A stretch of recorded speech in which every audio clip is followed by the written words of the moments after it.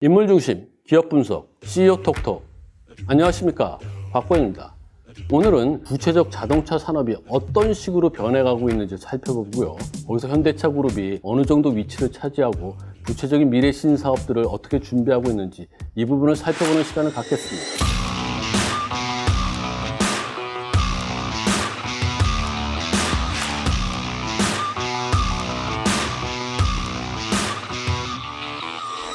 오늘도 비즈니스 포스트의 남희영 기자와 함께 이야기를 해보겠습니다. 안녕하세요. 비즈니스 포스트에서 자동차를 담당하고 있는 남희영 기자입니다.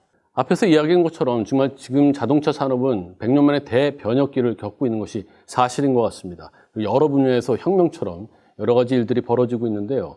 그 자동차 산업의 새로운 모습들이 과연 무엇인지 구체적으로 좀 살펴보고요. 그 과정에서 현대차 그룹은 어느 정도 위치에 있고 그 미래 사업들을 위해서 구체적으로 어떠한 일들을 해나가고 있는지 뜯어보는 그런 시간을 갖도록 해보겠습니다.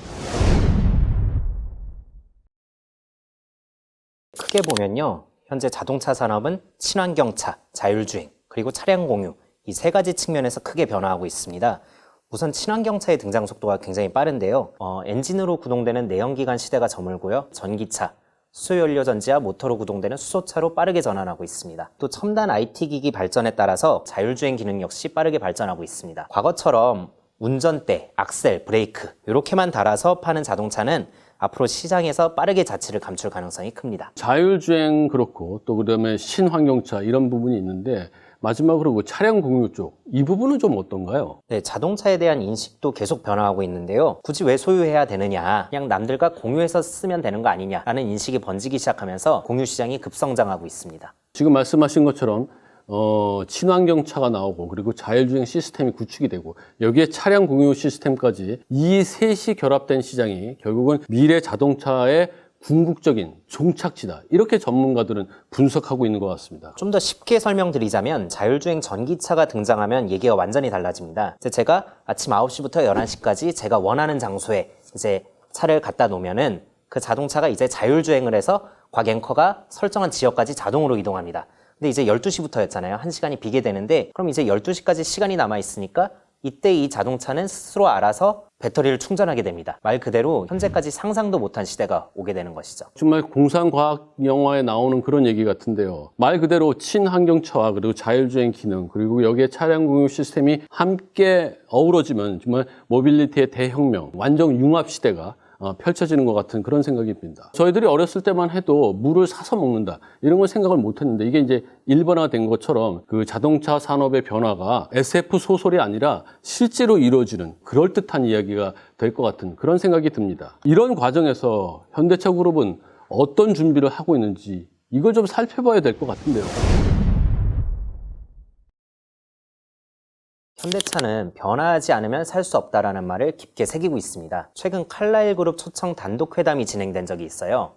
정 부회장이 여기서 이런 고충을 털어놓습니다. 제 딸은 산타페를 샀는데 제 아들은 면허를 딸 생각이 없어요.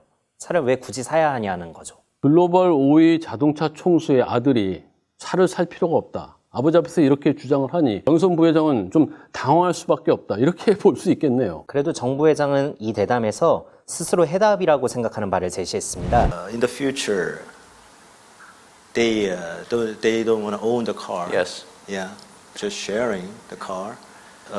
We can shift our business to the service. Then we can find some solution, I think. 또 자율주행, 전장화 등 미래차 혁신 기술에 대한 선도 의지도 드러냈죠. 결국 그 정 부회장의 이야기를 들어보면요. 자동차 그룹의 수장답게 미래의 자동차 산업의 변화를 인식하고 여기에 대한 대응 태세를 하나씩 준비해가는 것들이 엿보입니다. 친환경차하고 자율주행은 현대차 그룹이 제조기업으로서 지금까지 해온 것을 좀 발전시키면 될 것 같은 그런 생각이 듭니다. 그러나 차량 공유 사업은 현대차 그룹에서 보면 좀 생소한 것 같은데요. 정의선 부회장이 차량 공유 사업에 대해서 구체적으로 어떤 일들을 해나가고 있는지 살펴봐야 될 것 같습니다. 현대차 그룹은 비교적 여러 나라에서 차량 공유 사업을 하고 있습니다. 가장 최근에 알려졌던 소식은 바로 러시아의 실리콘밸리라고 불리는 스콜코보 혁신센터와의 협업인데요. 현대차는 러시아에서 완성차 최초로 모빌리티 서비스를 론칭하겠다는 계획을 세웠습니다. 또 동남아시아 시장에서 우버라고 불리는 인도네시아 그랩이라는 회사에도 수천억 원 이상을 투입해 협업하고 있습니다. 현대기아차는 올해 초 그랩에 전기차를 제공했는데요. 차량 공유 사업을 진행할 차량을 직접 지원했습니다. 이 밖에도 호주하고 미국, 인도 등에서 그 미래형 그런 모빌리티 사업을 하나씩 전개해 나가고 있는 그런 모습들을 볼 수 있습니다. 네, 맞습니다. 다만 그 방향성이 다소 애매해 보이는 지점들도 있습니다. 현대차 그룹은 인도의 차량 공유 기업인 랩이라는 회사에 투자를 해서 차량 구독 프로그램이라는 것을 내놨습니다. 하지만 이는 전통적 의미의 차량 공유 사업과 조금 다릅니다. 이 앱을 실제로 들어가 보면요, 제가 원하는 시간만큼 차를 빌릴 수 있는 서비스가 제공됩니다.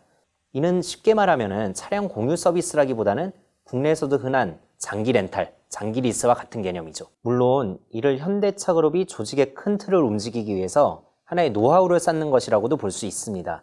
하지만 시대의 변화의 속도가 굉장히 빠른 상황에서 단지 옛날 방식의 차량 공유 사업을 하고 있는 것은 아닌지 의구심 섞인 시각도 분명히 있습니다.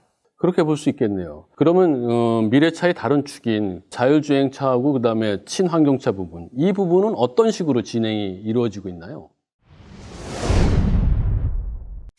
자동차 기업이 집중 투자하기 위해서는 조직과 인재 배치부터 해야 하잖아요. 자율주행부터 보면요, 최근 그런 모습들이 이제 빨라지고 있습니다. 현대차는 7월부터 남양연구소와 의왕연구소에 분산됐던 자율주행 선행연구팀을 서울 삼성동에 있는 오토웨이 빌딩으로 합쳤습니다. 분산돼 있던 조직을 하나로 합친다는 것은 시너지를 더욱 극대화하겠다는 것이죠.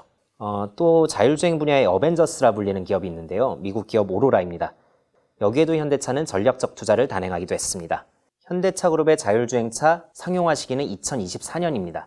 정의선 부회장은 지난해 미국에서 열린 팰리세이드 공개 행사에서 2024년경에는 레벨 4 수준의 자율주행차를 상용화할 수 있을 것이라는 계획을 밝혔습니다. 예, 이런 그 자율주행 부문을 삼성전자 출신인 지영조 사장한테 맡기고 있는 것, 이게 좀 특이한 부분 아닐까요?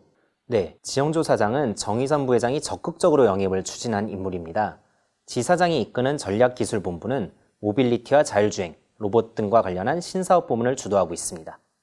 그 자율주행과 관련해서 여러 가지 다른 사업하고 연계된 것들이 있을 수 있겠는데 어떤 것들이 구체적으로 전개되고 있죠?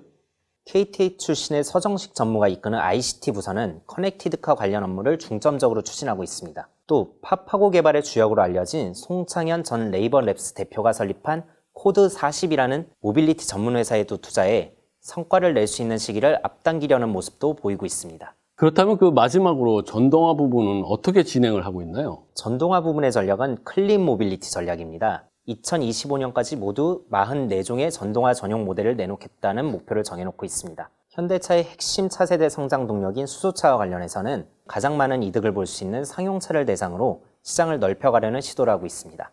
그 정부 회장이 직접 스마트 모빌리티 솔루션 제공 기업이 되겠다, 이렇게 제시를 했기 때문에 정말로 할 일이 많은 것 같습니다. 지금 부품 기업인 현대모비스를 현대차 그룹의 중심 기업으로 만들고 그룹을 재편하는 일, 전기와 수소 등 새로운 구동 테크놀로지를 개발하는 것, 최첨단 전장과 통신을 결합해서 자율주행 시스템을 만들어야 되는 것, 그리고 차량의 이용과 유통의 개념을 완전히 바꾸어 놓은 공유 시스템까지, 이러한 대응에 대해서 조금이라도 늦거나 또 잘못되면은 현대차 그룹은 물론 대한민국 전체의 미래 사업 전략, 이 부분까지 차질을 빚지 않은가, 이런 걱정이 되기도 합니다.